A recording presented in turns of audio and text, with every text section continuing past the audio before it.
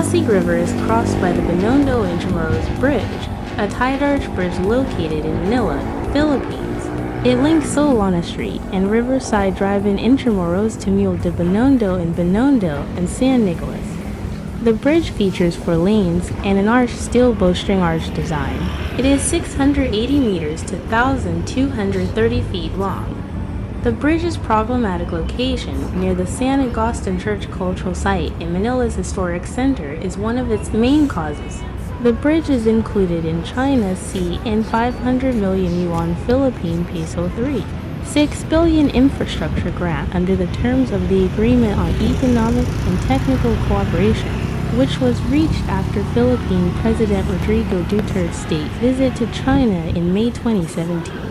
The Chinese Embassy and the Department of Public Works and Highways signed a minutes of discussion on June 22, 2017, concerning the gift in full and financing the bridge's construction. The bridge's feasibility study was finished by July 2017.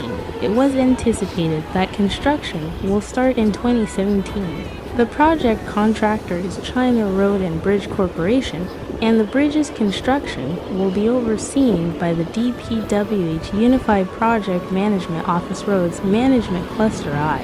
President Rodrigo Duterte presided over the bridge's groundbreaking ceremony on July 17, 2018. Due to the COVID-19 pandemic, the bridge's September 2021 completion date was pushed back to December 2021. President Rodrigo Duterte opened the bridge on April 5, 2022. Together with other dignitaries. That following day, it opened.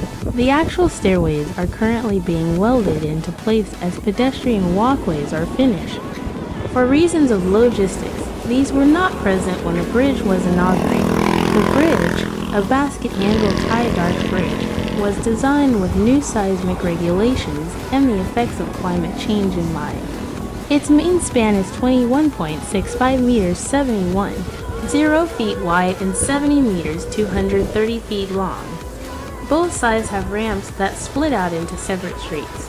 The Binondo side's entrance ramp is situated along Muelle de Binondo in San Nicolas.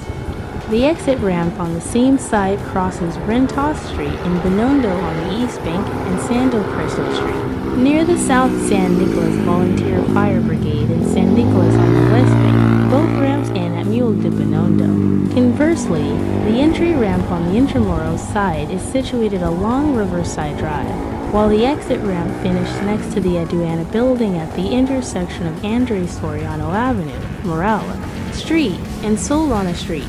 Concerns about the proposed bridge have been voiced by organizations that protect cultural heritage. The International Council on Monuments and Sites ICOMOS Philippines suggests a pedestrian bridge as an alternative to building a car bridge to connect Binondo and Intramuros. According to a research by the group, the construction of the proposed Binondo Intramuros Bridge is expected to have an impact on the Plaza Mexico, the Chamber of Commerce building, and the Aduana building in Intramuros because of their fragile foundations. It further mentions that the Punta San Fernando would be destroyed to make room for the bridge's construction and that the bridge will span the Estero de Binondo. Additionally, ICOMOS Philippines has stated that the bridge will exacerbate local traffic issues and result in air and visual pollution. The group also points out that the buffer zone around the San Agustin Church and Monastery, a World Heritage Site, will be impacted by the ramps of the proposed bridge. ICOMOS Philippines has brought up the case of the city of Dresden's delisting as a World Heritage Site as a result of the Waldschlesien Bridge's construction in relation to the proposed Binondo Intramuros Bridge. This has sparked worries that the bridge project might jeopardize the Intramuros area's application to be recognized as a UNESCO World Heritage Site. The advocates for heritage preservation have asked that the bridge be designed to suit the area's Spanish colonial architecture, but the Heritage Conservation Society has also opposed the idea. Concerns about pollution and cultural heritage have also led the Philippine Islands Chamber of Commerce to oppose the proposed bridge. Rather, it suggested enlarging the Delpan and Jones bridges.